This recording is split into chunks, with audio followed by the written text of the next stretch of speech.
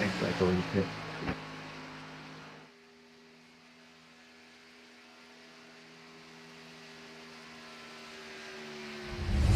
I'm here only because your stare won't ever let me go. I'm here only because I'm aware with you is better than all alone. Oh, oh, oh, stay where you're dying to stay. No, oh, tonight we're stars, but we'll fade. Basically, the basic rules are the initial start's on green, restarts will be on the leader.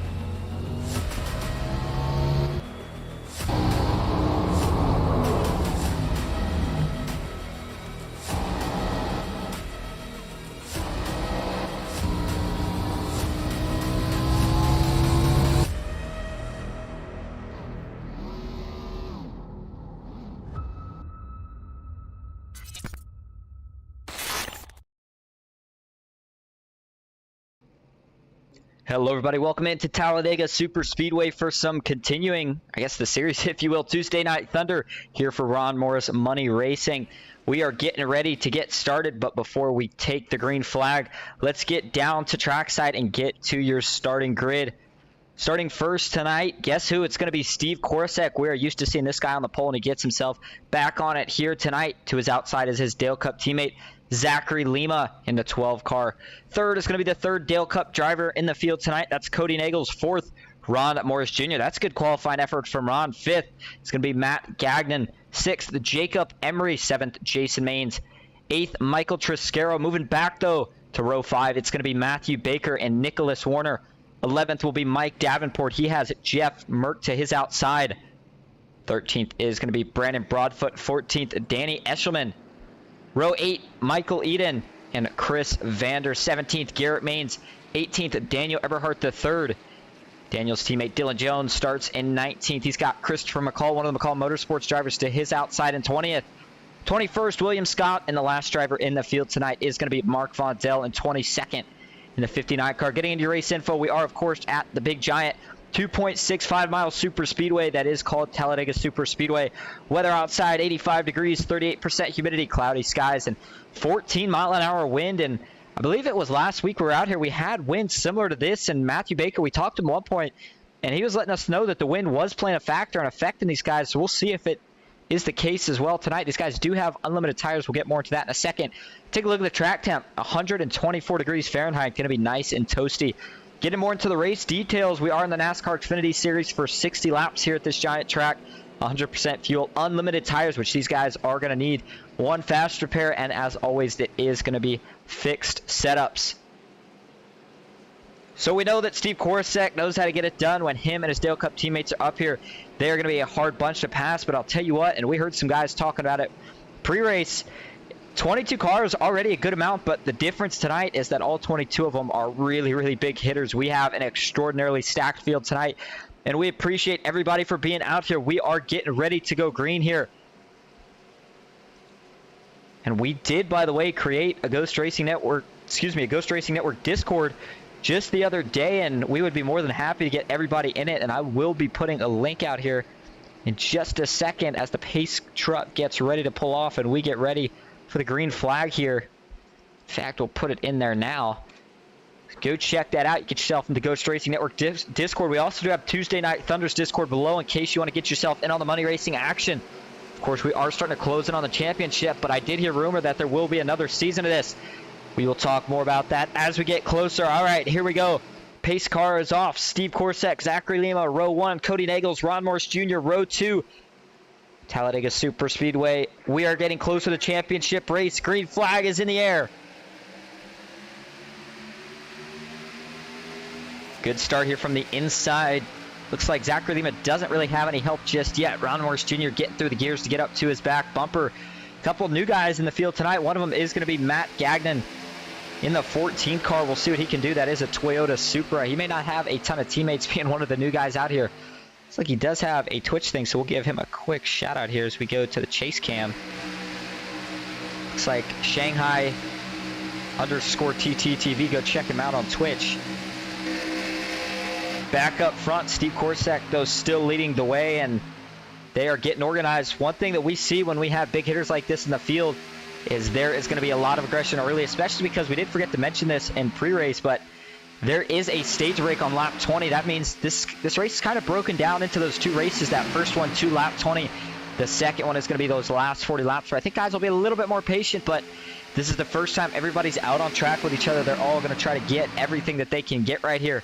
And we're going to see a lot of aggressive moves. You got to be careful. You don't want to make the wrong move, but guess who's already making moves to the front? It's Daniel Eberhard. It looks like you might have Garrett Maines behind him. It almost looked like Garrett had a little damage in the back end. Couldn't exactly tell. We're going to try to take a look for it here. And sure enough, the back end of that 31 machine is dented in just a little bit. Don't think it's going to affect him. But those two trying to get a work in. Here we go, Matthew Baker. He is also going to bite and jump up to the third lane. They are going to go 3 by 3. That third row on back. Up front, it's still Zachary Lima and Steve Korsak leading the field. Ron Morris Jr. and Cody Nagels, the pushers. Jason Maines got trapped. Boy, he had a wild week last week. He is looking to have a little bit of a calmer week this week, as he is that third pusher in the middle. And I'll tell you what, the middle, if he gets clear here, this might be set up. Zachary Lima might be thinking about trying to drag. Oh, man, I was just going to say he was going to try to get down in front of Steve Korsak. But they're going to play little games here. Oh, there's some contact. Ron Morris Jr.'s around. Back up the track goes Steve Korsak. And the yellow is out. This is going to collect a couple guys. Garrett Maines gets damage in the back. The 6 is around. The 55, Mike Davenport, he comes sliding by. 94 of Christopher McCall. He is going to get through without damage. Cody Nagels looks banged up in the back. And Jason Maines looks like he got the worst of it all. And man, a little bit of aggression early. You saw it looked like Ron Morris Jr. maybe jumped down, jumped back up. Not sure if there was contact or what, but once he got a little bit behind from the initial contact on his steering, he just could not hold on to it. Let's take a look at what brings out your first yellow of the night here on lap 3. So it had already started at this point. The question is, what is exactly going to start it? This is going to start back a little farther, though, is what I'd like to note. So let's do that. And let's check it out from the chopper view here. You see they got clear here. Ron Morris Jr. is going to slam the door on Steve Korsak, and Zachary Lima gives him plenty of room. Actually starts to go back up, but I think Ron Morris realized, hold on, man, I'm trying to get behind you. So he goes back up to get behind Lima, has to check up, and it looks like there is that little bit of contact right there between him and Steve Korsak. That gets him a little out of shape, and then right here he's just trying to hold on. Eventually does get behind on the steering, and this is where things are going to start to get a little bit uglier. I see Jason Maines going to come rolling into the picture here. Garrett Maines nowhere to go as well. He gets slammed into from the back by Nicholas Warner. There goes the 14. The 55. Everyone else does sneak by, but Steve Korsak also got damage. Let's try it on board here with Steve Korsak.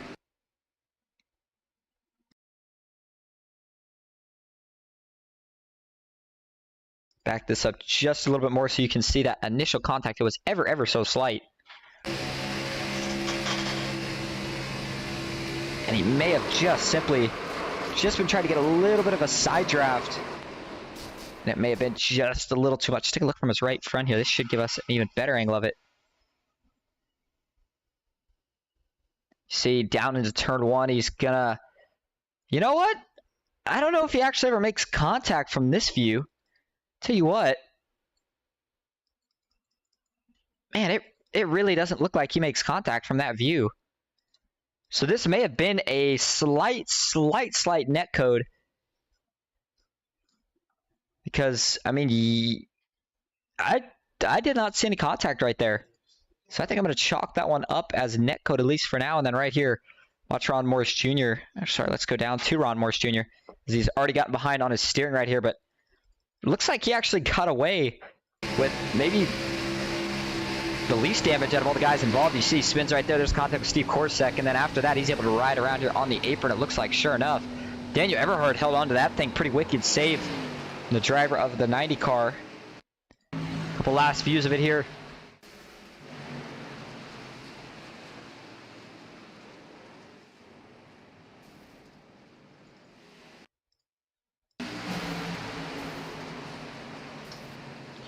pretty big wreck early.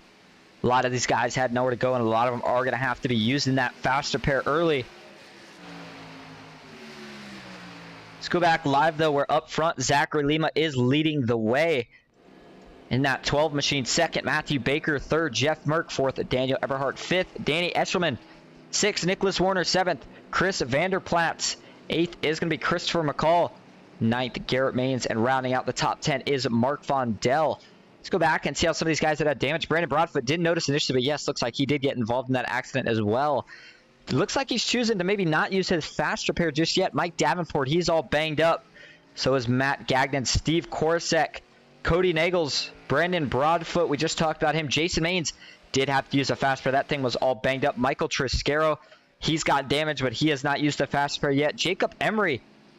Haven't really talked about Jacob yet tonight. And I'm telling you, sooner or later, for the guys of you that are out there that you watch our broadcast pretty consistently, we are going to have this guy up in the booth with us. Check him out on Twitch TV, Emery Time. Heck of a broadcaster. William H. Scott in the 167. Looks like he does not have any damage. Ron Morris Jr., there's the rear damage. And he might have a little bit on the front end as well. Sure enough, there it is on the left front. And we'll see just how bad it's going to affect him, but I think the strategy of not using your fast pair is a smart idea. As Michael Eden, he's having a heck of a run up here in the top 10 as well. And this has almost inverted the field just a little bit here, as we are going to get the one to go signal this time. It looks like Steve Korosek has chosen not to use the fast pair on that 27 just yet. He thinks things are still going to be getting pretty wild and crazy. And I certainly would be too surprised. I'll tell you what, though. If you... Give me just 1 second here. Actually, I'll tell you what, I do have to deal with a quick thing that just came up, so we are just going to go quiet for a second. We'll take a quick break, but we'll stay Ghost Racing Network side by side, and we'll be back before the green.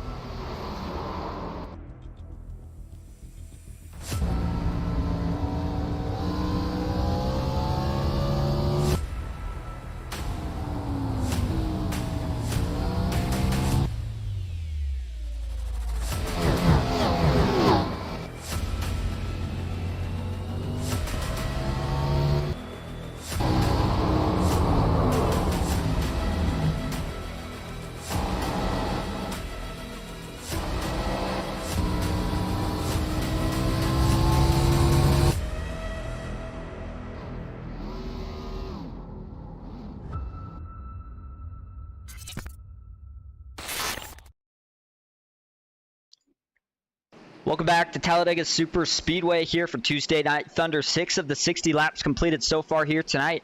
And we have already had our first accident of the night. Matthew Baker leading the outside of green. The inside's going to be Zachary Lima. It looks like Duck Duck Goose has joined in. Good to see you out here. Baker's mom rooting on her son, of course, Matthew Baker. Daniel Eberhardt, one of the most aggressive pushers. He's going to be starting second. He does have some rear end damage. Maybe a little bit of front left. I don't think it's anything that's going to affect him, but we will find out. Here we go. Green flag is back in the air here at Talladega. Lima gets a pretty good jump, but Eberhardt is already trying to get to the back bumper of Matthew Baker. Further back, they are already going 3 wide. The 92 is working with the 31 of Garrett Maines. That is Chris Vanderplatz. And I'll tell you what, Chris is a guy that I have not seen yet, and that may have been a little bit of a rookie mistake because Garrett Maines drops below. But actually, looking at the front of that thing with some damage, he may have been trying to move back. Didn't want to hold these guys up. Jacob Emery on the bottom. Jeff Merck, he is trying to squeeze down to get the lead here.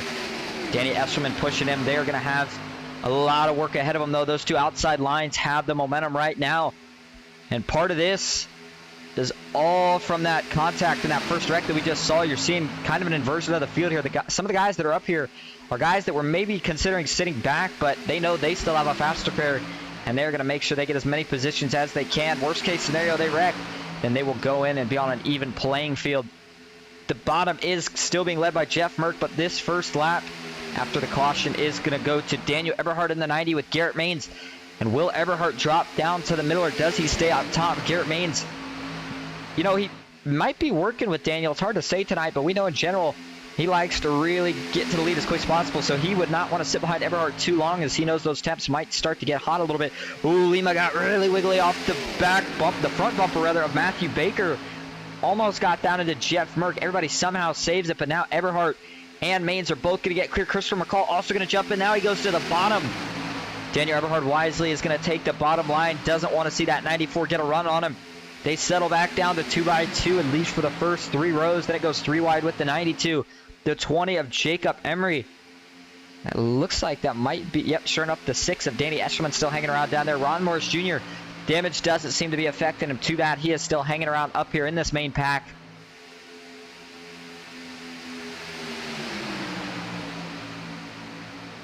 The 90 of Daniel Eberhard still rolling around the bottom, that top line.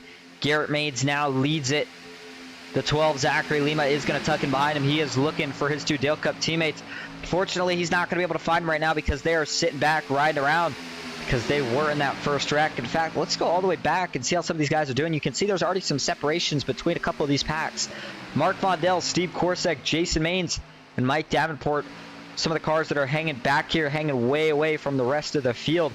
And Jason, I know he wanted to hang back, or maybe didn't want to hang back this far back, and Cody Nagels is back here as well. William H. Scott looks to be the last car hanging near the back of that lead pack, and then it's going to be Brandon Broadfoot and Matt Gagnon. Dylan Jones, the last car hanging onto the front of the lead pack.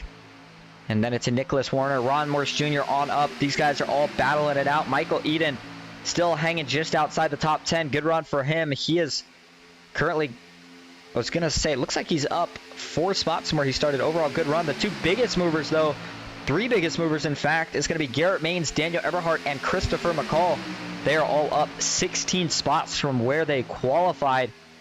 2x2 into turn 3, 10 laps to go in the stage once we hit the line this time. Seems like everybody's maybe starting to settle down here just a little bit. Sometimes that happens when we have that first wreck early. It gets a lot of these guys nervous, but now Garrett Maines gets clear of Daniel Eberhard. Does he think about dropping lower? Does he stick high with Zachary Lima? And I'll tell you what, I think if Lima were to jump high right now, Matthew Baker would go with him. The question is, who else goes with him, and does he think about making that move? Daniel Eberhard, stick around on board with him, actually. You can see just how smooth a wheel this guy has to hold here, leading that bottom line.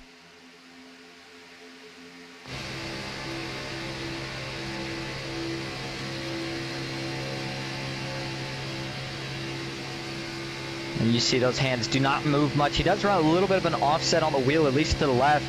That is very common in these Xfinity cars. And this was a guy who all but won the Podium 500, just barely got second. But I mean, it was to one of the best pro drivers that there is around. In fact, Coca-Cola Series champion Casey Kerwin. So this guy knows how to get it done at super speedways. We haven't seen him around as much as we used to, but I'll tell you what, every time he's out here, he's fast.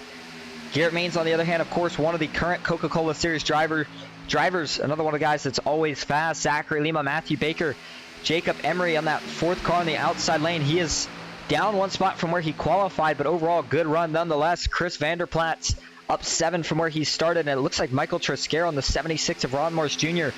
hanging around. Some of these guys back here, normally we would probably see them think about making moves. The problem is a lot of them are damaged. And with damage, a lot of times it's just too hard to try to make a move. As Michael Trescara, you can see that thing doesn't look like it'd be too fast out in front. Neither would the car in front of him or the car behind him, but these guys still got a lot of time here. 8 laps till the stage. You know, there's nothing to really gain from the stage. It's kind of just a competition caution, if you will. And it seems like at first we had a lot of guys going really aggressive from the get-go for it, but it seems like each race that we're out here, slowly but surely, guys think less and less about that stage and more about the finish, because that is where the big money really pays. 13 laps of 60 completed so far here tonight. Down the back stretch, they remain side by side. Now it looks like Michael Trescara is going to jump up to the 3rd line, but he actually gets in the wall. So maybe got a little too high there. Ron Morris Jr. is going to have to back it up to let the 34 get his stuff together. And I believe Michael Trescara and Larry McDonald, another one of the drivers out here, put on a little bet for each other earlier.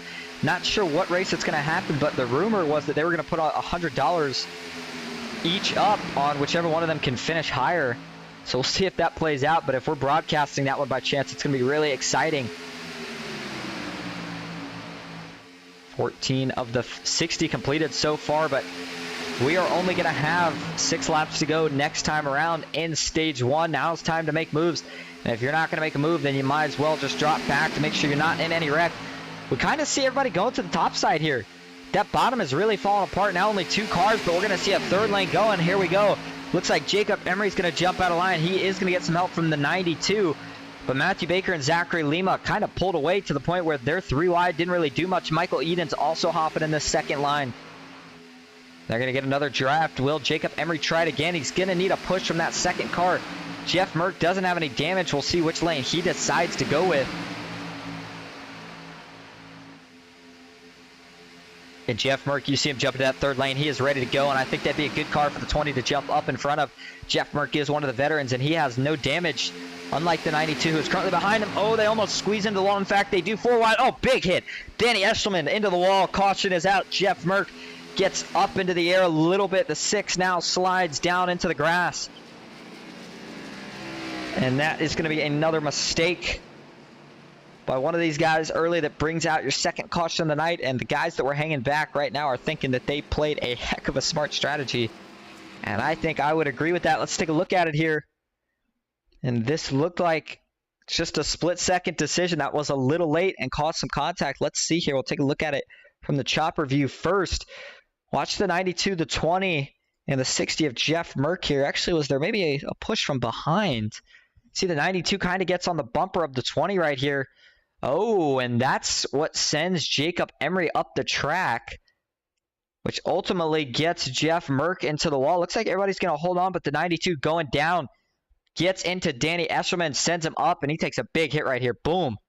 That thing almost flips over. Jeff Merck gets up, rides the safer barrier.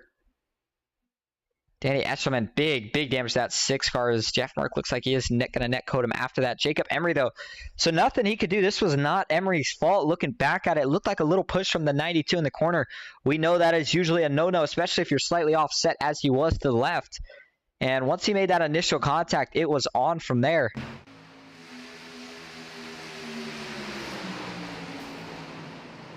Man, that was a big hit for Danny Eshelman, who had nowhere to go. He was blindsided. Probably thought he was going to get through any incidents riding comfortably on the bottom, but man, not what you want to see here. Just a little bit of, again, rookie mistake. Nothing bad on Chris Vanderplat's fault, but he just, like I said, kind of his first race out here. He's learning. He's trying to make some friends, and what turned into, or what was going to be just trying to help Jacob Emery there, turned into a wreck. Yeah, Danny Eshelman, man, you see, just never saw it coming. Takes a big hit into that outside wall, and you can guarantee yourself that is going to be a fast repair for sure. Back up front, though, Garrett Maines is leading the field. Daniel Eberhardt 2nd, Zachary Lima 3rd, Matthew Baker 4th, and it looks like it's going to be Matt Gagnon in the 14 sitting 5th. And with 17 of 60 laps completed, I believe we will get the 1 to go next time, which means that it should be a 2-lap shootout once we go green lap 19 and lap 20, and then the caution, of course, will fly on lap 21. And I was taking a look here to see if we had anybody hanging around that we can maybe try to talk to for interviews here. And a lot of these guys, of course, are in their own Discords, doing their own strategies and whatnot, but we always like to try to talk to someone. And it looks like the highest current running driver that we could have a chance to talk to is going to be Zachary Lima. So let's go see if we can get a quick word with him.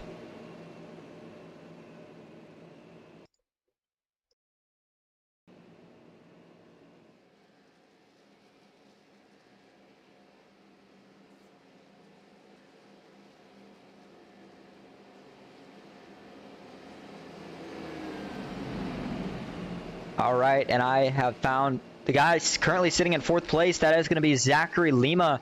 We'll see. It's actually going to be starting 3rd, excuse me, but all right, Lima, you don't really have your teammates up here, but you got a lot of really competitive drivers up there. What's the plan to try to get to the front? Yeah, there's a few guys up here that play nice with me, and I'm just going to try to stay up here and towards the front for most of the race until Cody and Steve get back up here. So that's the plan. All right, well, would there by chance be any thought of maybe pitting and flipping like we've seen some guys doing here, maybe pitting 1 lap, or do you just try to maybe win the stage here? I'm gonna go try to win the stage here, and then pit with these guys up front. All right, sounds good. Thanks for talking to us. Good luck. Thanks, man. That's Rocket Rima for you, folks. And then playing a little sound clip that we usually get from Lima after we finish interviewing him, but we should be getting that one to go signal this time. Garrett Maines and Daniel Eberhardt are going to make up the front row. Those two are very aggressive. I don't think we're going to see the max aggression level from them, though, until we get later on. We did see some guys down there pitting, and this strategy has kind of been the winning strategies. It looks like Michael Triscaro back here has used his fast pair, but the strategy of pitting around this window here has kind of been the winning strategy of recently. We'll have to see how it plays out, but we have seen a lot of guys, and we heard Baker talking about this as well. You go in, you pit now, you flip the track position because it's so important at tracks like these that you can maintain it the rest of the way. All you're going to need is a couple cautions, but if you keep yourself out of the wreck, you can save some fuel under those cautions, and that is usually going to be your best shot at having a chance at winning this thing. So Jason, you got to expect here, probably just going to ride around for these last 2 laps. The guys that aren't going to ride around is anybody that's inside this top 5, maybe even the top 10. Brandon Broadfoot back up here now. Dylan Jones, Jacob Emery looks like he may have used his fast repair. Mark Vondell, Steve Corset, Cody Nagels, they still have not used their fast repairs. And that is kind of the nature of the beast sometimes at these super speedways. You know, you can be up front and you'll get in a wreck. You can be in the back, you'll get in a wreck. You can be in the way back and somehow you'll still get in a wreck. It's just so hard to predict. But that's what these guys come to do every week because they seem to like it. And I'll tell you what, right before they go green here, let's take a quick look at where we head next on Ghost Racing Network, and that is over to PGR's Intimidator Super Speedway Series. This Thursday, it is the Blaster 120, $16 entry. Top 3 get $100, fourth 60, fifth 50, and top 2 at the stage break will be getting their money back. 45 laps, no fast repair, 60% fuel. Fixed setups, and that stage break is going to be on lap 15. We will be in the NASCAR Craftsman Truck Series. Broadcast will go live at 10:20, and we hope to see you all there. So here we go. We'll see if these guys can stay nice, play nice for the next 2 laps, or will we see that third lane form? I wouldn't be too shocked to see drivers such as Matthew Baker, Christopher McCall go. However, if they don't be too surprised if you see those 2 McCall Motorsports teammates, Ron Morse Jr. and Mark Vondell, maybe think about trying to get that third lane working.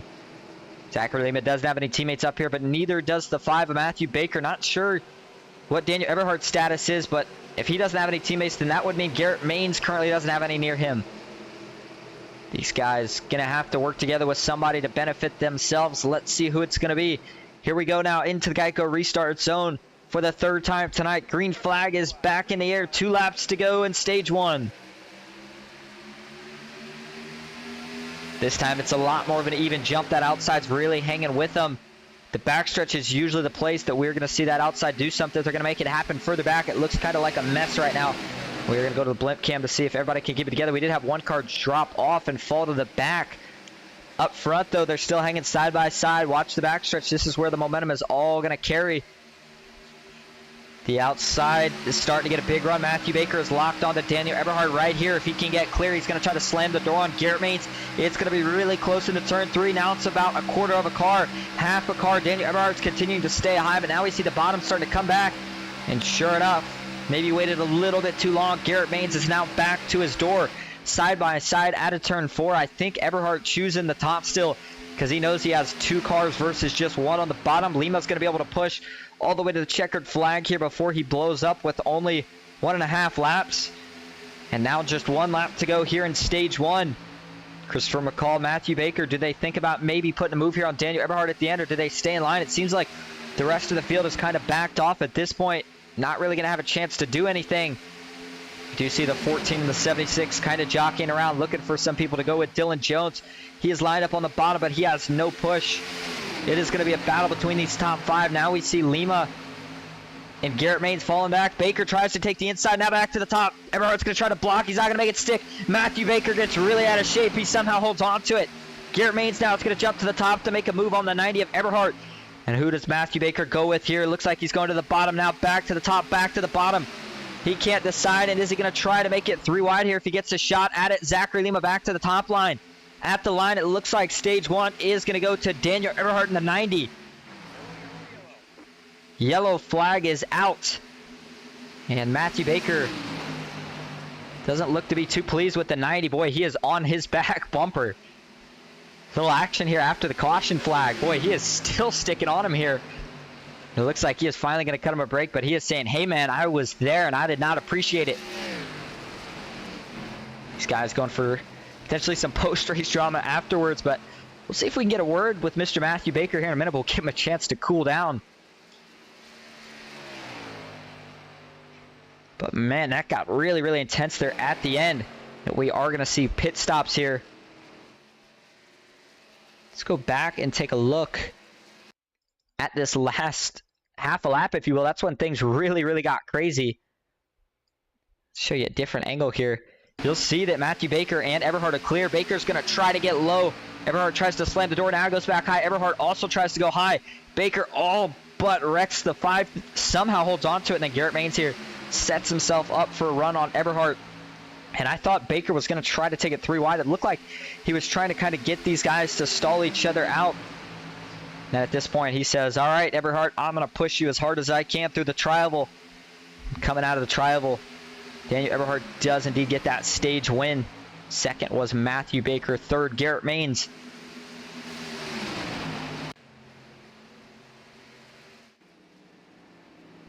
And it looks like we should be seeing some pit stops here, especially from all your leaders.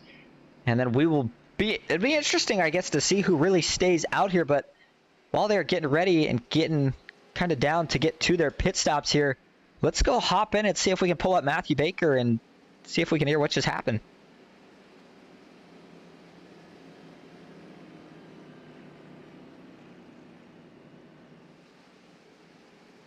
All right, and let's see if we can dial up Matthew Baker. Matthew, this is all set up in the booth. You got a copy? Gotcha. Well, I mean, I could just be seeing things, but it looked like you were a little displeased there with the 90 at the end of that stage. Tell us about that last lap and what made you a little upset there at the end. Yeah, it's just a guy not running for the championship, not knowing what he's doing, double blocking like a jackass. So, you know, we'll get back out there. If he does it again, he's getting put in outside wall. All right, well, I mean, there you go. But putting that aside, let's get back to the strategy ahead here. You are going to have to pit. I got to assume maybe there would be a couple guys staying out trying to flip the strategy here. You're going to have to try to fight back to the front right away, or do you maybe hang back and wait to see if we see another wreck? I don't know. It's going to be chaos here. I mean, the first 7 or 8 laps were just everyone wrecking each other, so I don't really know what the strategy is here. All right, well, I guess we'll find out. Thanks for talking to us, and good luck the rest of the way. Thanks, man. And there you go, brutally honest, but that's what we like to get from these guys. I wouldn't mind. I wish I had Eberhard in here. We'd like to get the other side of the story as well, but unfortunately, I think he's in a Discord somewhere that we are not in, so we're not going to be able to talk to him. Speaking of Discord, I know we talked about it earlier, but quick reminder, if you look up a little bit in the live chat, you'll see the Discord link. That is for the newly made Ghost Racing Network Discord, and I certainly encourage you to go check it out. A couple people that are in here watching, such as Duck Duck, are indeed in that. And then Ron Morse Jr.'s Discord is also in the description. And if you want to get yourself in on the racing action, go check it out. You did hear Baker note, kind of, we're not going to take all of it from him. We'll take the part where he said a guy that's not running for the championship. And that's important because there's weekly payouts. So these guys are more than welcome to come and run each week and have a chance at some money. But at the same time, you're thrown into the mix to guys that have been here every week who are not only running for that same money, but also bigger money that is going to be in that championship race, which I believe is only 4 races away. And that is what kind of shakes up people getting a little upset over certain things. Baker's mom says, way to hold on, Baker. Absolutely. But I'll tell you what, I mean, we saw it earlier with Ron Morris Jr. These things are so hard to hold on to once you just get a little bit loose. That back end almost wants to swing around more and more each time you steer it the opposite direction. And we sure enough are going to have a shakeup here in the running order. It looks like if this is how we go green, Michael Eden would be leading them to green. But it looks like he's got a decent amount of damage on the front of that 18 car, so he's going to have to be a bit careful. I don't know if, I think they're going to, oh man, pretty big damage on the back too. Got to think guys are going to try to shuffle him out pretty quick with that kind of damage. Danny Eshelman starting 2nd, Christopher McCall 3rd, Garrett Maines 4th, Steve Korsak for Dale Cup 5th, Zachary Lima 6th, 7th, Jeff Merck 8th, Dylan Jones. Matthew Baker is going to be starting behind his teammate Jeff Merck. In 9th, Matt Goggin is rounding out that top 10 position. It looks like we are indeed going to get the lights off. That means we will be going green this time. And you see it here, 24, so it'll be 25. That's going to put us at, I believe, 35 laps to go here at Talladega. And these guys are not going to have to make a pit stop either on 100% fuel. They can make it all the way pretty comfortably. If we get a couple cautions, it'll just help these guys save a little more for overtime. But the race is going to be on. I think maybe those first 10 to 15 laps, they'll be a little bit more calm than what we've seen so far. But the closer we get towards the end, the more the aggression level is going to pick up.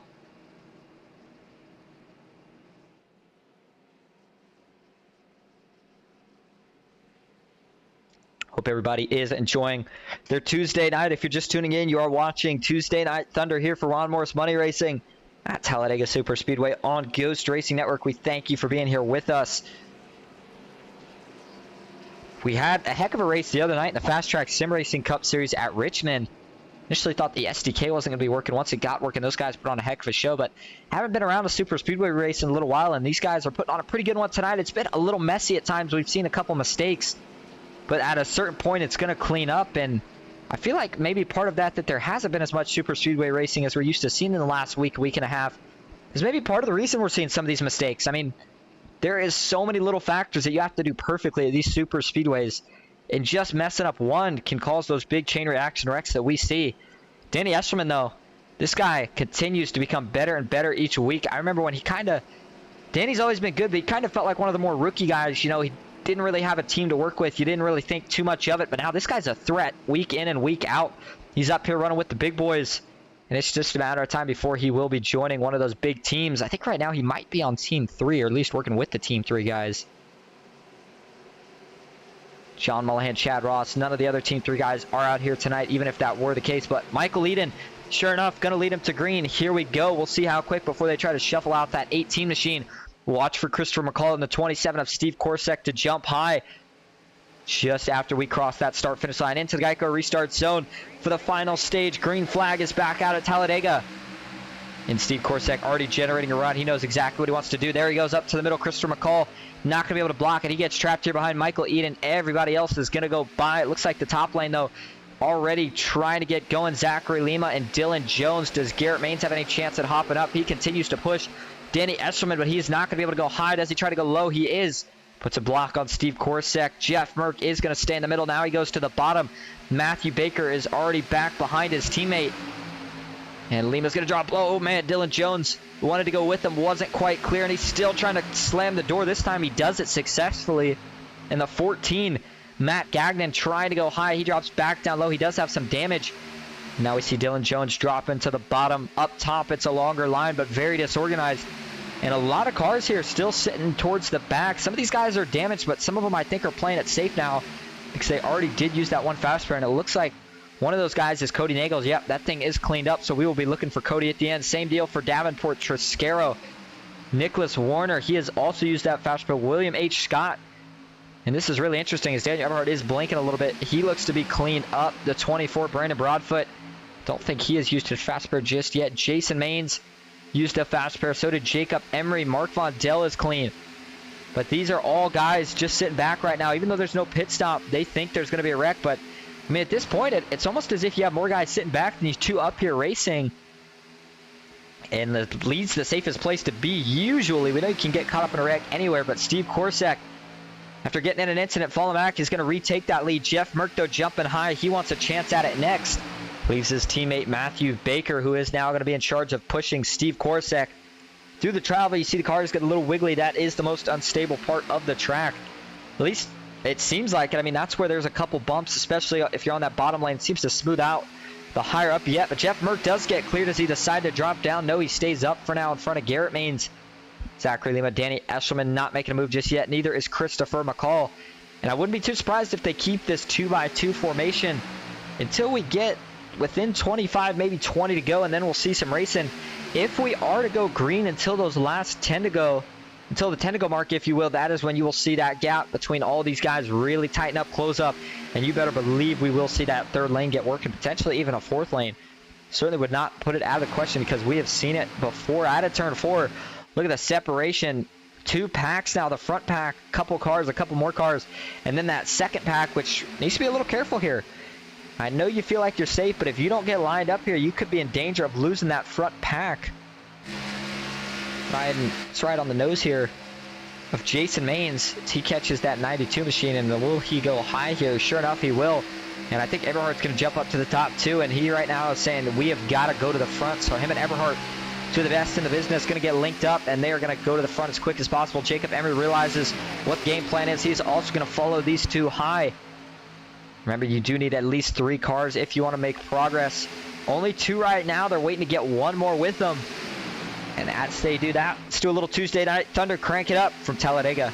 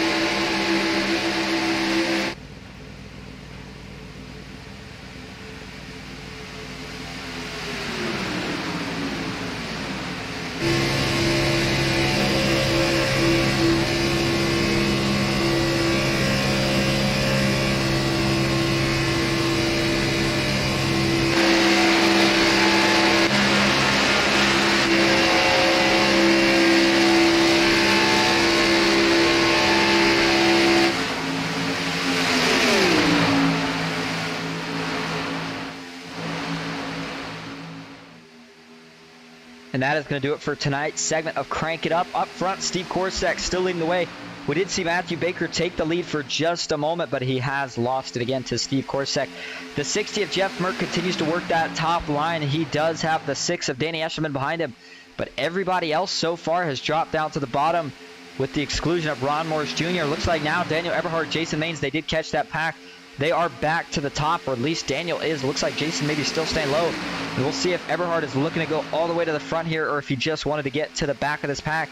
Jason got up there and then kind of chilled out. The second pack that is being led right now by Nicholas Warner, they are going to be there just momentarily. So just about everybody was able to stay onto the pack. Unfortunately, some of these guys messed around just a little too long, and they are going to lose this pack now. The 15, Michael Triscaro, sits in second for that pack.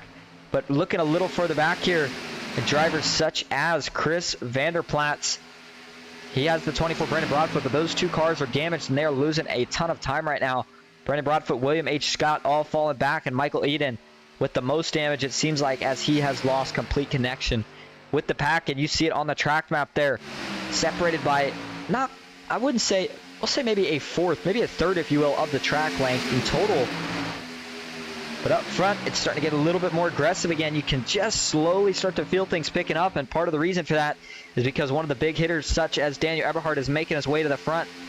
He is going to try to push Danny Eshelman to the lead, and right now he is going to try to push Danny Eshelman down low, and Eshelman, sure enough, is going to take it. He drops to the bottom. Steve Korsak going to be the lead pusher. Oh, man, guys are getting really squirrely. Hold on to it, fellas.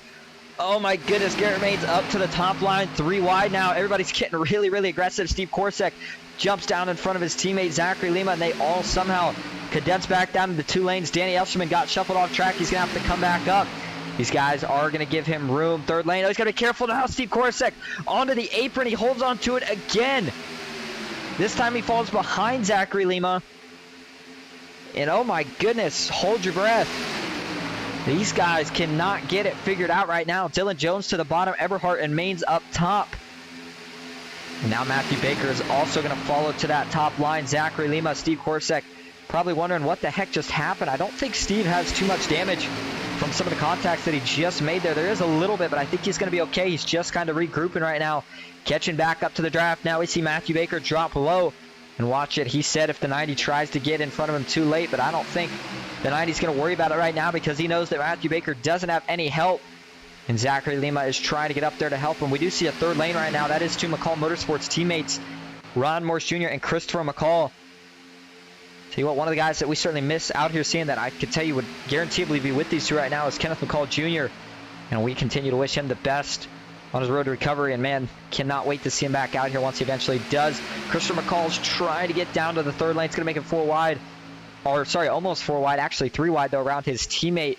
And those two are going to switch. I think that's a smart decision because Ron has a little bit more front end damage. You got to think at this point he would be a better pusher than leader. The 6, Jason Main, still hanging around right now in that 7th position on the bottom. He's playing pretty conservative right now, but this is part of that strategy. He's not playing too conservative, though, because he saw what almost happened earlier and them almost losing the trap. And he certainly does not want to risk that again. Everybody else has condensed back up to this lead pack. And at this point, it starts to become who wants to make moves. Next lap will be 25 to go. And that's usually the magic number when guys start to think, all right, at this point, if I'm leading, I want to lead the rest of them. There's not really any more I want to go to the back. But with as much chaos as we've seen tonight, we heard Baker say in his interview, it has been complete chaos tonight. So at this point, it's kind of every man for himself. Teammates haven't been working together tonight as much as we're used to seeing, and that's been the case for just about every team. I think maybe the team that stuck together the most was maybe Dale Cup, but that was pretty much only at the beginning before they got separated in that first caution. Daniel Eberhardt is on the bottom. He's got Matthew Baker behind. Garrett Maines on the top, and he has Dylan Jones behind him. Christopher McCall also in that top line. If he went to the third, it'd be interesting. I don't think Jason Maines would go with him, knowing he has a teammate leading that outside line. He doesn't want to do anything that might hurt him. Steve Korsak checked up to the middle just a second, but now he drops back down behind Zachary Lima. 25 laps to go here at Talladega. And now that second pack that we were talking about is starting to fall off again. They got to be careful. They continue to do this. And I think this may have been some of these guys getting nervous on what they saw, but it is being led by Danny Esserman. Then it's Nicholas Warner, Michael Triscaro. On that inside, it is the 14, Matt Gagnon, and the 20 of Jacob Emery. Cody Nagel's also in this pack. And we know he certainly does not want to lose the lead pack. He will get aggressive when it's time.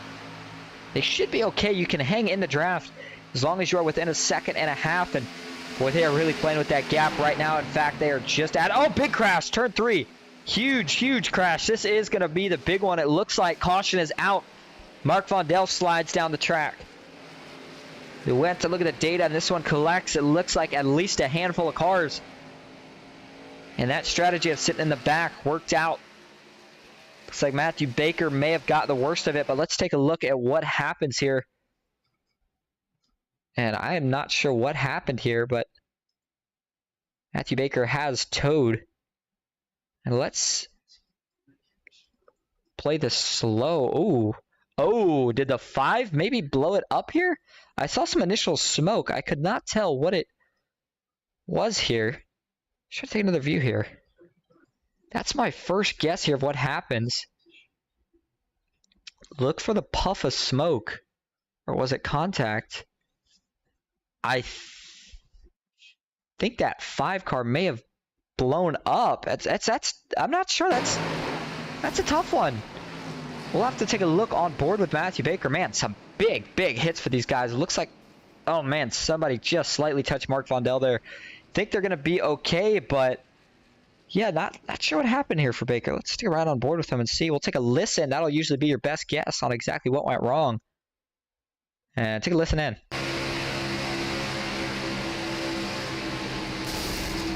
Oh, sure enough, you heard it. He totaled the engine on that thing, and a little surprising because he didn't look like he was pushing that hard, and he had backed off there, but either way, that thing got too hot and went kablooey. Part of the reason for that is these super hot track temps, making it a lot harder for these guys to cool down, and that is a really unfortunate break for a lot of these guys. Let's take a couple more views at it here. And of course, Zachary Lima not able to check up in time. Steve Korsak, those two get together, and then Baker up into the wall hard. Lima and Ron Morris Jr. also up into the wall pretty hard. We'll take one more view of this here. And boy, Zachary Lima took a big shot. Mark Vondel had nowhere to go. And this could put some guys in trouble because we had already saw a lot of fast pairs have to get used earlier. It'd be interesting now on who still has a faster pair and who doesn't. And we may see some guys' day come to an end. I do believe Matthew Baker still had a faster pair. Big hit for Ron Morris Jr. and Zachary Lima. That is going to be a faster pair for both of those drivers, no doubt.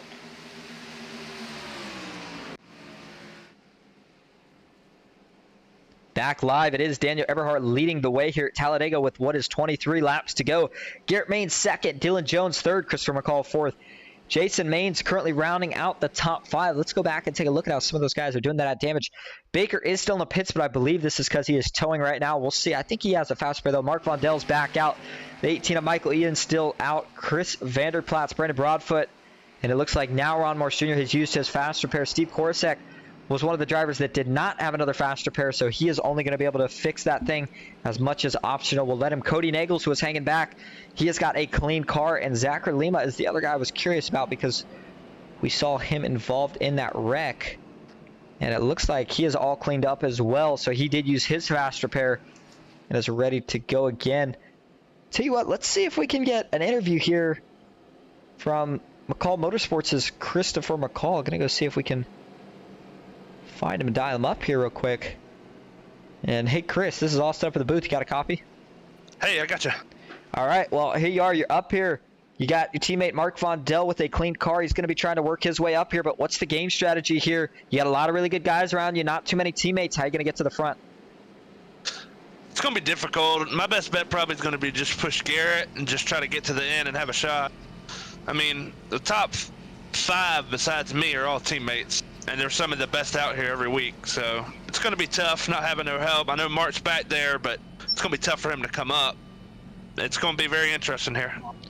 Well, correct me if I'm wrong here. I believe you do still have a fast repair, though, so that means you can be a lot more aggressive than some of these guys. So is there any thought of maybe going to hang to the back at all, or is it just straight go to the front from at this point? It's to the front. I have a fast repair. I can put them in spots that I'll have to make them check up or wreck their car. So, I mean, I hate to be that way, but that's what they're going to do to us. So I think my best bet is to just push Garrett, and then when the third line comes, make a judgment call if I should move or not. All right. Well, it's going to get wild. It's going to get crazy. Tighten those virtual belts, and hopefully we'll talk to you in victory lane. I want a good points finish. A win would be a plus. Thanks for broadcasting. All right. Thank you. And you heard it there, wants a good points finish, but didn't sound like he was going to shy away from any aggression right here. He said that everybody in the top 5 besides him were teammates, and I wouldn't be surprised. That is kind of what I thought. I wasn't 100% sure on whether Eberhardt and Jones were part of the Maines teammates, but if they are tonight, that is going to be a very, very tough group to get by. And Eberhardt does have his wingman, Dylan Jones. Of course, they all might be teammates, but Dylan Jones and Eberhardt have worked together longer. And then Garrett Maines and Jason Maines, that would be those two's wingmen. And if they can get linked together and those two can both lead their respective lanes, the only chance for the rest of the field is going to be trying to go up to that third line. But Chris knows that there's a championship on the line later in the season. So right now, the biggest concern is, at the end of the day, getting yourself a good top 5 finish. You certainly would not want to get wrecked on the last lap. It looks like Mr. Jeffrey Ford for Ford Entertainment Group has hopped in. Says, how's it going? Good to see you in here, Jeff. Quick shout out to Jeff putting on a really big race under a new license. I'm not sure the exact name of I believe it's Worldwide Esports. Either way, the point is it's going to be a big paying race that's happening on April 20. It's like the weekend of April 21st. Again, Jeff got on me about it earlier. I usually don't pay attention up to the posters. Point is, a lot of money, cheap entry fee. Go check it out. Here we go. Pace car pulls off. We are ready to go back green. It's going to be 21 laps to go here at Talladega. And who is going to win big? Christopher McCall going to be trying to split these guys up. He said he knows how to do it. He'll put them in an uncomfortable spot. The question is, can he do it without getting himself tangled up in a wreck? The 60 Jeff Merck might go with them, but here we go. Green flag is back in the air at Talladega. The 31 Garrett Maines gets a pretty big jump, but it doesn't look like the 90 has any plans to let him down. And the 94 Christopher McCall is going to try to push Garrett Maines clear here on the backstretch. This is kind of that test. He's going to see, will Garrett drop down if I get him clear, or is he going to try to stay up and block me? And if he does get Garrett clear, he is going to really hope he drops down. All right, here we go. That outside has the momentum. Can it be enough, though, down the backstretch? Both lines are locked on pretty tight. Half a car length, 3/4 of a car length, but that's all it's going to go to. The 94 can't quite get the 31 clear. And now as they dive down into turn 3, the biggest threat was held off. So now Daniel Eberhardt's going to try to ride around. Him and Dylan Jones are comfortable where they sit. I don't look to see those two really make any moves at all, at least not till the absolute end of this thing. And just as I say that, what's he do? He jumps up to that top line in front of Garrett Maines. Christopher McCall goes high, and actually everyone's going to go with them. This puts these two bottom lines in jeopardy. It's a 2-on-2 versus 3, and Jeff Merck is locked on the best of all of them right now. He is pushing Christopher McCall with everything he's got. He has to back off a little bit in the turn, and got to be a little careful there. I know he's getting excited, but you don't want to swipe. Now that second and bottom line have both gotten a little bit of extra help. And that was a weird swing. You saw everybody jump to the top, but just as quick as they all jump to the top, they all jump back to the bottom. We do have a car off, but it looked like it might have been by choice, as they will fall to the back and merge back into traffic. Looks like the 167. I believe that might be William Scott. Sure enough, it is. Nicholas Warner and William Scott are the two cars hanging at the back of the pack. 3 wide up front. Oh, Garrett Maines gets loose. Can he hold on? He does. Man, I don't know if it's the track tap or the wind. Either way, it was giving those guys a hard time right there.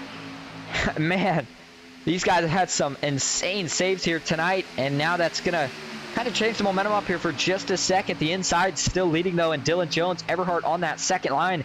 And up top, Christopher McCall and Jeff Merck continue to try to get it working. They do have Zachary Lima working with them, and Steve Korsek up there as well. Ron Morris Jr. is going to choose the bottom, but that top line just doesn't look like they're making as much progress all of a sudden. Remember, these cars overheating a little bit quicker than usual here today with that 124-degree track temp. And in case you missed it, there's the weather on the side. It shows you that wind, which is varying between 11 and 14 miles an hour, and it is changing direction just a little bit. Track temp has cooled down a little bit. Let's note that, actually. It's at 109 degrees Fahrenheit. That is down 15 degrees from where it was at earlier at 124, but still posing a challenge on these old Goodyear tires. Ooh, the middle now, Danny Eshelman. Things really condensed down there for a second as Steve Korsek and Zachary Lima both drop back down to the middle. And at this point, if you're Jeff Merck and Christopher McCall, you're either going to need some help or you are going to have to fall to the back here. That's two guys, both. Well, I mean, Jeff Merck does have Matthew Baker as his teammate. The unfortunate news is, looks like Baker is not on the lead lap, and he is hanging back right now. We do still have just about all the cars running. Actually, in fact, we do have all the cars running. Matthew Baker is the only car a lap down. So if we were to get a caution and he is not in it, he would get the lucky dog. So all things considered, these guys have been doing a heck of a job out here tonight. Jeff Merck, though, is trying to really side draft Garrett Maines. He knows that's the only way they're going to make progress. Maybe trying to get some air for that thing as well. He may be thinking about taking Christopher McCall 4 wide. I think it's more or less he's just trying to get some breathability to that engine. We are coming to 17 laps to go as we stay 3 by 3 here. The 76, Ron Morris Jr., Jacob Emery, the 20, nowhere to go. And actually, Matthew Baker, he's starting to creep up in this pack. A little surprised here. I thought maybe he'd stick far back where he was, keep himself out of any risk of being in an accident, but those guys may have been going just a little too slow for him. And which lane does he go with at this point? We are going to see the two Dale Cup drivers hop back up to that third line. Nowhere else to really go. There is a fourth lane if they so choose it, but they're going to have to make it a little bit harder on a couple of the other lanes to make it work. Oh, looks like Jeff Merck gets under Christopher McCall, and he is going to have to take him 4 wide here. Oh, Chris was able to jump back down. Man, that got really sketchy out of turn 4. Steve Korsek, Zachary Lima both saw that. They immediately backed up and backed off into the tri-oval, back down to 2 lanes. Christopher McCall is going to fall and have to drop in line somewhere. I'm not sure if he's going to be able to do it. No, he's going to have to continue going back, and he will drop in behind Zachary Lima and Steve Korsek. It looks like, yep, sure enough, here we go, third lane again. I was going to say, it looks like these guys are going to settle down, but turns out they're not. Steve Korsek, Zachary Lima, solid chance of being the 2 to lead that third line, and they are going for it. Jeff Merck going to go back up and try it again with them. But up front, Dylan Jones continues to lead the way on the bottom. Daniel Eberhardt second. He's got Garrett Maines pushing him. Jason Maines on the bottom. And that's a little bit of an odd duo. I think they'd like if maybe Garrett switched spots with Dylan and Dylan switched spots. Yeah, just that actually. Garrett switched spots with Dylan. It'd be perfect with the way teammates would be lined up. But now that third lane is really making that progress. They are just about even with the leaders. Lima and Steve Korsek seem to be the best 2 for that third lane right now. Steve does have a little bit of damage since he did use that one fast pair that he had earlier. So he may not be the best lead car, but Lima's content to push him either way. Remember, those guys are one of the many teams that split the money. So they are working as a unit right now. It is not about which one of the 2 wins. It is just about one of them indeed winning. 90th, Daniel Eberhardt is clear that bottom, but he continues to not take it. And by doing that, he is making it all but impossible for that top line to get anything going. And at some point, you gotta wonder if we'll see somebody else try 4 wide. We saw Jeff Merck try it there. Didn't really work out. Everybody saved it, and they hopped Mack in line, but it almost has looked like the lane below Garrett Maines has maybe been a little bit more open than the lane above Garrett Maines in terms of trying to go 4 wide. But usually if we're going to see a 4 wide, it's going to be in that 3rd or 4th line, not in that 1st or 2nd line. 14 laps to go, though. We are starting to close in on the end of this thing. Remember, once we get within 10 to go, and actually I take that back because you're already standing here. A lot of these guys are starting to close back in on that lead pack, and they are no longer hanging back. We do somehow get all the way to that white flag. Would be no more cautions. On the other side of this, you got some guys that have fallen off the pack, such as Michael Eden, William H. Scott, Nicholas Warner. Art Fidel is the last car hanging on to the back of that lead and main pack. Jeff Merck is going to try to get a little air to that 60 machine. Zachary Lima doing a heck of a job managing temps, that he has been able to stay with Steve here this long. Garrett Maines, Jason Maines also doing a heck of a job, but we kind of expect it from those two. And Dylan Jones just continuing to lead the bottom. I think it makes it a little bit easier on Jason when he knows that Eberhardt isn't going to be dropping low, because he doesn't have to push Dylan quite as aggressively and keep him at bay there. Just kind of staying where they're at. No point in pushing more than you need to, and you can use the air in these cars to push a little bit. Here we go, big run on the outside. They get side by side. Garrett Maines sees it though, and he does throttle up. Can Steve Korsick get clear? If he does, he's going to have to drop, and he does, all the way to the bottom line, and he gets in front of Dylan Jones. That's going to shake things up. That is a big move, a lot bigger than it may seem at home, because without that move, these two are going to be stuck, and now Dylan Jones jumps to the middle. Steve Korsick leading the bottom, and he really needs a big push from Jason Maines, which he is going to get right here. He does not want Dylan Jones to get clear at this point. His best option would be if his teammate Zachary Lima, who doesn't have any damage, could somehow get clear, get out in front, and drop all the way down to that bottom line. Dylan Jones does get back clear though in turn 1, and that is going to put him back in charge. Daniel Eberhardt second, first car in that middle line, and Zachary Lima up top still with Jeff Merck. And they don't look quite as organized anymore, but again, part of this seems to be Jeff Merck continuing to try to get some air to that 60. He is having a lot of cooling issues, it seems like. And this is now the Hornet's Nest, and if you are in the middle of it, then you might as well just hold on to the wheel and hope for the best. Each lap that ticks by, the pushes start to come to shoves, and you can almost sense that big wreck is going to happen at some point sooner or later, because these guys just continue to get more and more daring. The 6th, Danny Escherman, he is looking to maybe think about getting up to that 3rd line. I think it might be a good idea. However, if he doesn't, then who is going to be the one to jump up to that 3rd line? Surely they don't finish too wide. In fact, Ron Morris Jr., he is thinking about doing it, and there he goes. Danny Escherman's going to follow him. And now we're going to see another grouping on that 3rd line. It's 4 cars right now. Christopher McCall hanging with the middle. But right now it is only 2 cars. Danny Escherman's got to stay extra high. Ron Morris Jr. is trying to push, but he gets in the wall to 19. Dylan Jones gets sent down. May have gotten a bad push there from Steve Korsick. I'm not sure. But this shuffles up everybody, and now Daniel Eberhardt has to drop to the bottom. Here comes Christopher McCall. And Garrett Maines is maybe going to get stuck here in the middle. Christopher McCall is trying to get clear. He would like to jump up. However, he's not going to be able to do it. And that may have just been a little bit of incorrect contact, I guess, if you, whatever you want to call it, but just didn't hit him quite the right way. Got him a little loose. Thankfully, it was on the straightaway. Dylan Jones does a heck of a job keeping that thing together. And he is going to hop back up into the middle line. Steve Korsick still on the bottom up top. Danny Escherman and Ron Morris Jr. And Zachary Lima and Garrett Maines still hanging around in that middle line. Daniel Eberhardt were to jump high. That's probably the best thing that Christopher McCall would like to see right now, as he is going for a good finish. Safest place to be is on the bottom. Boy, these guys are all following each other up into that outside wall on the straightaway. And it gets hard to see sometimes when you're behind a guy, and if he rides too close to the wall and you're trying to push, the car already offsets a little bit in the front when you push, and just a little bit of an offset can push you into that outside wall. Garrett Maines in the middle. He is starting to fade a little bit though here. Daniel Eberhardt is clear, but he is not going to take it right now.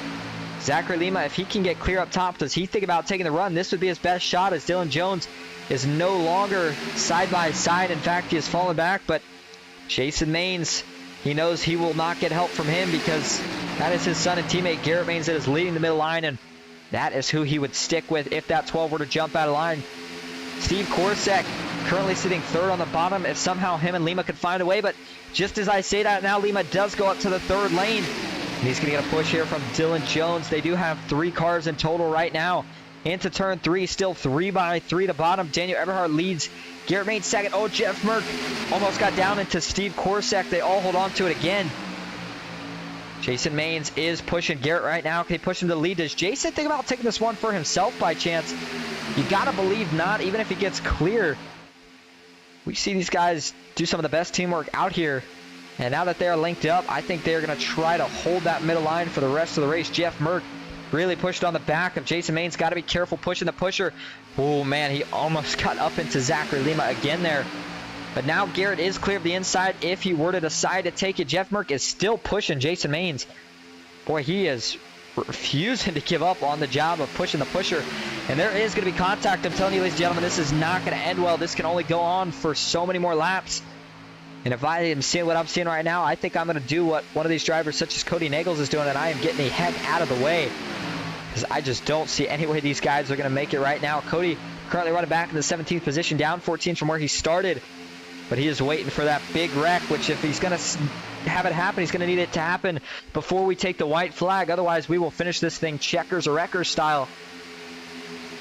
Another run from the top lane. Zachary Lima still leading it. Dylan Jones trying to give him a surge of momentum here.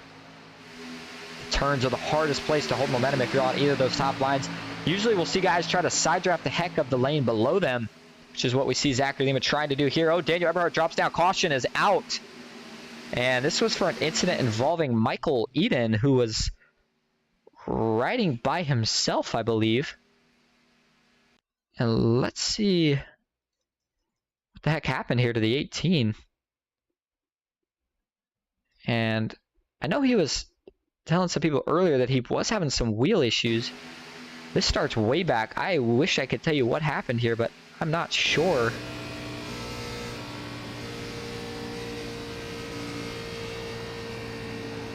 And you see he's kind of riding the apron here, gets into the grass. Back up on track, back down. And he gets out of the throttle. Oh no, that is not good. Oh, he took somebody out with him. I couldn't tell who it was. What in the world? I'm not sure. I mean, I guess you got to assume he was trying to get out of the way of the leaders. Yeah, I'm really not sure. I'm kind of at a loss for words here. The only thing you can hope is that, oh, and guess who he got up into? He got up into Cody Nagels, the one guy who was sitting back to avoid all this. Oh, and that's a really tough break for Cody because he already used his fast burst, so he doesn't have another one. And Mark Vondell getting a little loose. Not sure if Mark held on or if he still half spun around. No, sure enough, he did hold on. Man, I need a drink of water right now. My voice is starting to struggle, but let's ride on board here from Cody Nagels. See what he saw in this whole ordeal. And like I said, I'm telling you, there's not going to be some happy campers in this one, but a very, very odd looking incident here at Talladega. You see the 18 on the apron here, and Cody got absolutely blindsided. You see, sees the 18 a little bit and then never sees him again. Boom!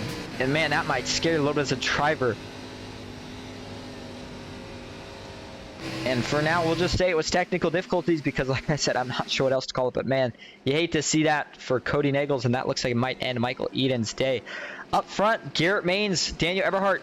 Important to note, Matthew Baker is going to get the wave round with that incident. Third is going to be Zachary Lima. Fourth, Jason Maines. Fifth, Christopher McCall. Dylan Jones. Sixth, Steve Korsak. Seventh. Eighth, Danny Eshelman. Ninth, Jeff Merkin. Rounding out the top 10 is going to be Brandon Broadfoot. Some of the teammates are split up, and it is only going to be a 2 or 3 lap shootout. Let's see, we should be getting the one to go. So I believe it's going to be a 3 lap shootout. And that means things are getting ready to get wild and crazy. Looks like at this point, Garrett and Jason would be lined up. They're kind of all over the place right now, so we're not 100% sure on exactly how they're going to line up. But we will find out. We are going to take one last commercial break here before we stick here till the end. We'll go Ghost Racing Network side by side.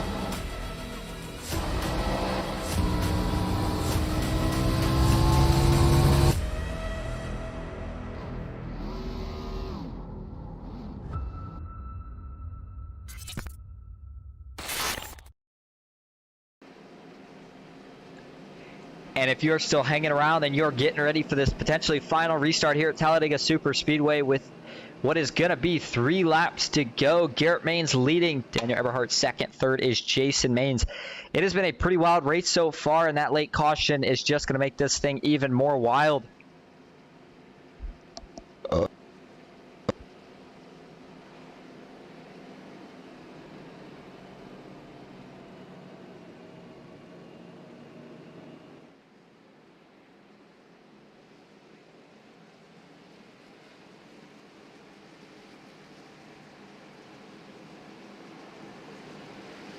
And boy, I cannot tell you what my mic is doing right now. I just dropped it. Hopefully I did not just hurt anything. I do apologize for that. I'm not even sure. Man, that had to hurt the ears of some of these people. Holy moly. I'll tell you what, tonight has been rough. I've had some equipment issues. I just somehow dropped my mic off my desk, so hopefully it doesn't hurt anything. And it looks like it says, why not interview Cody? That was horrible driving that took Cody out. Well, that is because right now Cody is sitting on pit road, and I'm sure he's pretty upset. So we'll talk to Cody afterwards. I do usually hop in the Dale Cup chats, but I don't want Cody saying anything that he might regret tomorrow. But I do agree nonetheless, Kevin. Again, I'm not sure exactly what happened, but like I said, knowing Cody, he has all the right to be upset. He was playing the safe strategy, and nonetheless, it's going to take him out. I'm sure if one of his teammates finish up here as well, we can kind of get an idea of maybe what happened with that.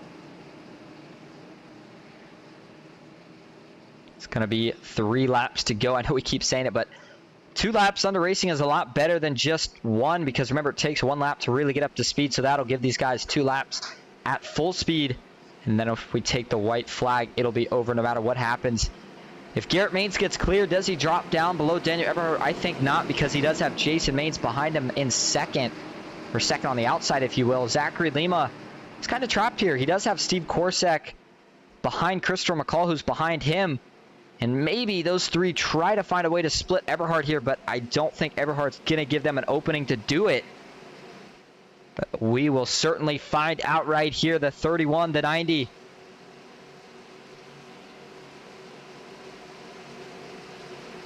The 12, the 6. Dylan Jones, we have seen he is not scared to take it 3 wide tonight. He would have the 60 of Jeff Merck behind him. We will see if we can finish this thing under green first try, but here we go. Still in regulation into the Geico restart zone. Green flag back in the air. Garrett Maines gets a pretty good jump. It's not going to be enough. It doesn't look like, though, to clear Daniel Eberhardt.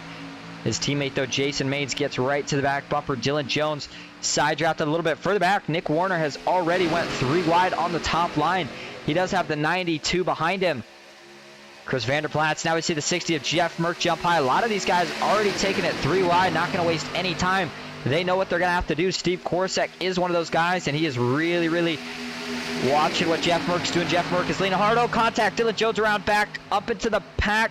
He spins off the track. No caution yet. Oh, man, now we got a bunch of these guys piling up. Still no caution. They are still wrecking. My goodness, this is a mess. And they hold on to it, so we stay green for now, but that took a lot of the big hitters out of the mix. We'll take a look at it in a minute. The 31 of Garrett Maines still leading, the 60 Jeff Merck, and the 27 of Steve Korsak on the outside. They are going to take the lead. Here comes Brandon Broadfoot as well. And Nick Warner, Daniel Eberhardt. Ooh, Garrett Maines jumped right up in front of Nick Warner. He knew that he had to go now or never. And now they're all going to drop back down in line, try to create another one. Watch for the 90 and the 31 of Garrett Maines to get together. Daniel Eberhardt has already jumped to the top, side drafting that 307 as hard as he can. There goes Garrett Maines, Zachary Lima, and Chris Vanderplatz, both going to follow him up. And now there goes Brandon Broadfoot. He's going to make a move, but it looks like Garrett Maines is going to split him back down to the bottom. He goes. And it was a good effort from Brandon Broadfoot, but the 31 wasn't willing to work with him. Jeff Merck still leading on the bottom. Garrett Maines up top. Does Jeff think about having to block here? He's got a good pusher behind him, but up top, there's too much momentum. Here comes the run from Garrett Maines and Daniel Eberhardt, and Garrett Maines already gets clear as they enter the tri-oval, and Zachary Lima is going to jump up to the 3rd lane. Does the 92 go with him? He does. And if Steve Korsak can somehow find a way up to that top line, you know he is also going to help his Dale Cup teammate. The 92 continues to try to make it work, but it's not going to be enough. Garrett Maines still leads in the middle. Jeff Merck on the bottom. They are really getting tight. Daniel Eberhardt's pushing Garrett out of turn 2. Ooh, a little contact. Garrett holds on out further back. Nick Warner is around wrecking, but it's the final lap, so there's no cautions. The bottom now starting to lead the way. Steve Korsak still pushing Jeff Merck, Garrett Maines, and Eberhardt. It is a 3-on-3 battle unless one of these guys decides to try to steal it for themselves. This is going to be all about who can push harder to the start-finish line. Jeff Merck washes up a little bit more again. Final push efforts, 3 wide from the 92. Will that hurt one of these lanes? Brandon Broadfoot is going to look now to the bottom. They continue to side draft. Jeff Merck does get that final side draft. So does Steve Korsak at the line, side by side. It's Garrett Maines. Jeff Merck spins around after the line, but man, what a finish by a 100th of a second. Garrett Maines edges out Jeff Merck.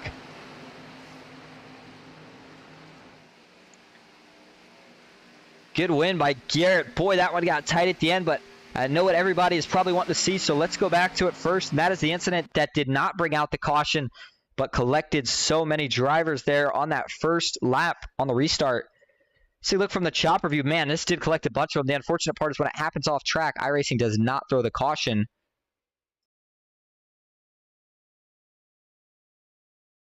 And let's see what's going to happen here. Dylan Jones going to maybe get netcoded here from someone is going to be my guess. And no, that's not going to be netcode. That's going to be actual contact. Christopher McCall kind of coming up the track, gets into Dylan. That sends Dylan back up the track here. He's trying to hold on to it. Eshelman tries to go low, but ultimately hits him. And this is where a bunch of these guys are going to start getting into it. There's Christopher McCall, more contact. The 55, Mike Davenport, T-bones him. And here's the big contact for the 94.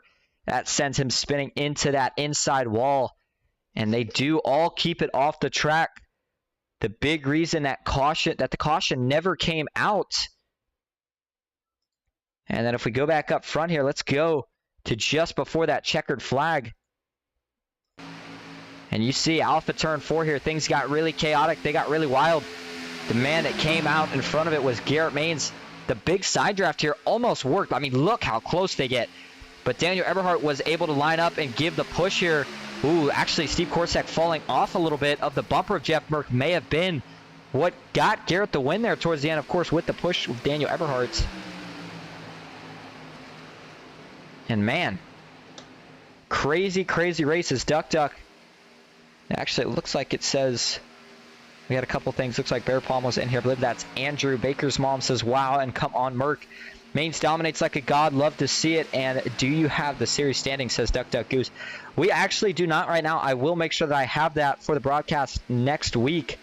We do still have, I believe, 4 races still the championship, but we'll have all that info updated for next week. And that's going to be relevant because now it is starting to become that point where it is going to start to matter. Fast forward here a little bit for when Garrett Maines does do his burnouts right here. And as he does those burnouts, we're going to go see if we can get your top 3. We'll be right back.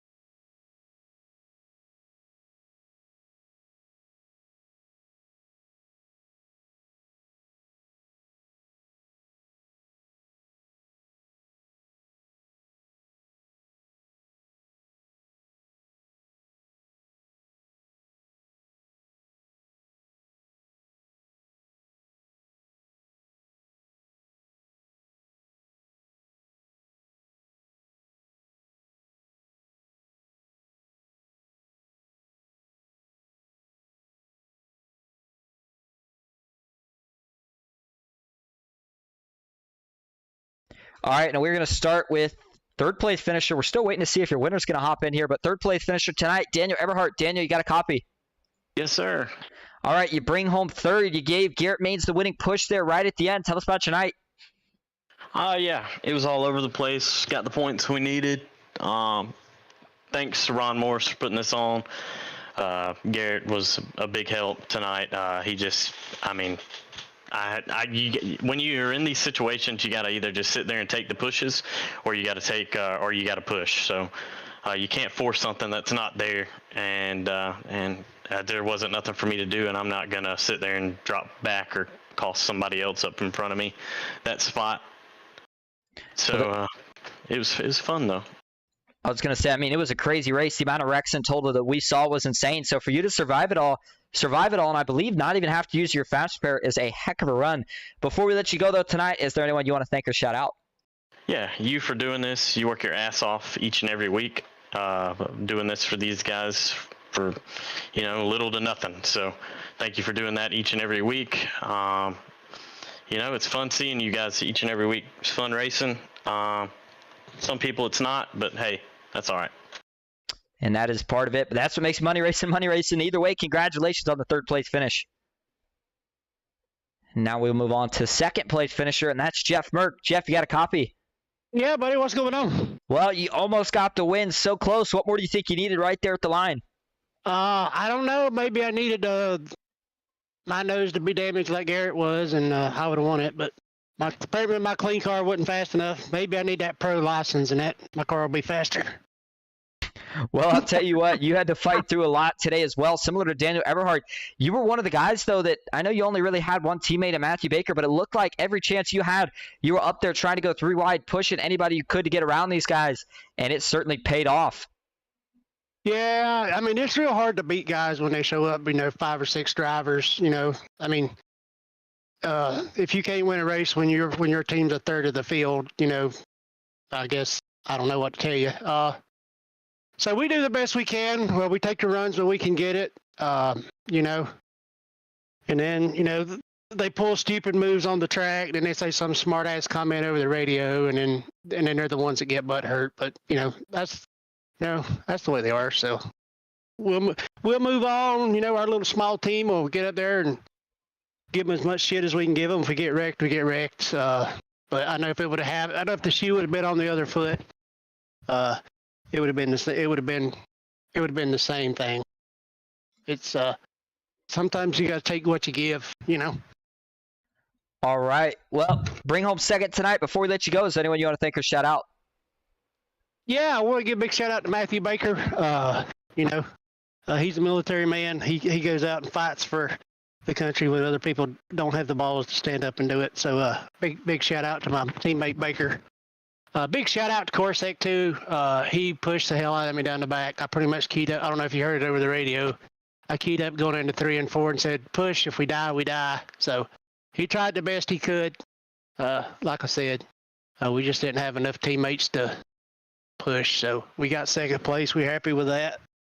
Good points night, good money night. Big shout out to my wife over here sitting behind me. She just supports my hobby and lets me do it more than she probably should.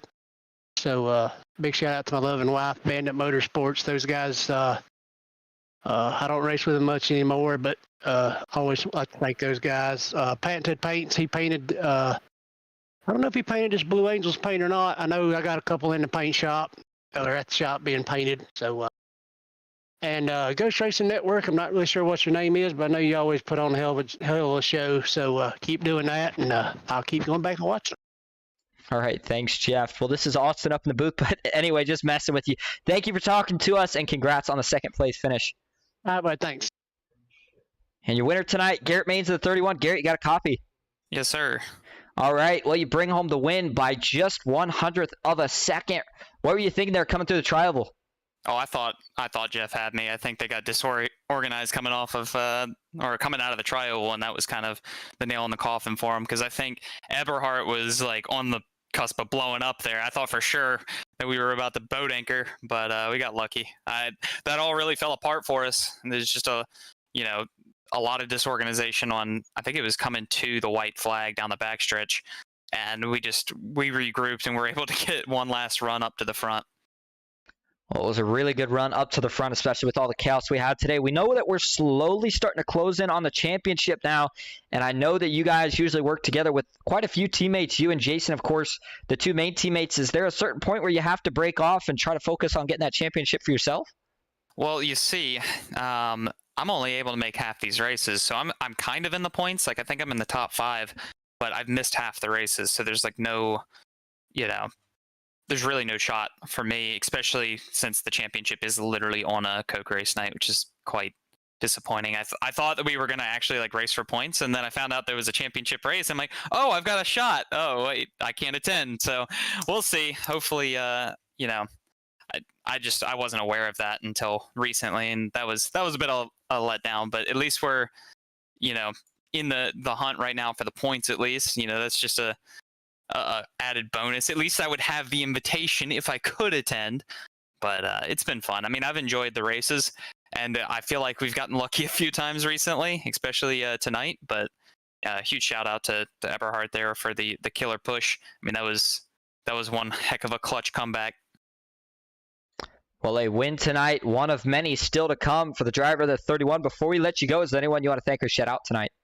Yeah, I got to give a huge shout out to Cover Seal, Bucked Up, MCU Body, Lennox, the guys at FGR Excel, Ryko Motorsports, and Victory One for all their support this year. And, huge shout out again to Daniel, my dad, and Dylan tonight for, being able to get up there and keep us up there all night. Just, it kind of fell apart at the end, but they were there when it mattered to get us in position. So, huge thank you to them. All right, thank you, ladies and gentlemen. Your winner tonight, Garrett Maines, brings it home in the 31 car. And now we will go over your finishing results. First, Garrett Maines. Second, Jeff Merck. Third, Daniel Eberhard. Fourth, Steve Korsak. Fifth, Zachary Lima. Sixth, Brandon Broadfoot. Seventh, Chris Vander. Eighth, Michael Trescaro. Ninth, Matthew Baker. And rounding out the top 10, Mark Von Dell. Good run for him tonight. William Scott, 11th. 12th, Jacob Emery. 13th, Jason Maines. 14th, Ron Morris Jr. 15th, Matt Gagnon. 16th, Nicholas Warner. 17th, Dylan Jones. 18th is Mike Davenport. 19th, Christopher McCall. 20th, Danny Esselman. 21st, Cody Nagels. 22nd, Michael Eden. And that is the last car in the field tonight. Tell you what, it was a pretty wild race here tonight, but that's what you get. When, like I said, we had a couple days off from Super Speedway racing, at least for these guys, but it created a little bit of drama, which we always like to see because it keeps things exciting for the weeks to come. So we will see what happens, and we will have more for you next week. But as for tonight, I want to thank everybody again for being here. I hope everybody did enjoy. Final reminder that we do head over to PGR on Thursday for the Blaster 120. Don't miss out. And until then, thank you all for being here one last time. I'll see you next time.